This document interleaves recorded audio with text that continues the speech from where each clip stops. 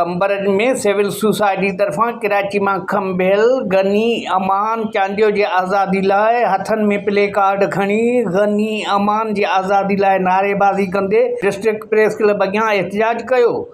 उन मौके ते मोहम्मद नवाज़ चांडियो, इरफान गोपांग, शौकत चांडियो मीडिया सां ॻाल्हाईंदे चयो त पुरअमन सियासी समाजी कारकुन गनी अमान चांडियो कराची के निजी अस्पताल में पंहिंजे न्याणी जो इलाज कराए रहियो हो, जितां उनखे खंभे गुम कयो वियो आहे। जॾहिं त उहो ॾींहुं उन जे बीमार धीउ खे आथर ॾियण जो हो ऐं उन जे पीउ गनी अमान चांडियो खे खंभे गुम कयो वियो आहे, जेको अमल मुज़म्मत जोॻो आहे, जेका हिन जे घर जे भातियुनि सां ज़्यादती ऐं नाइंसाफ़ी आहे।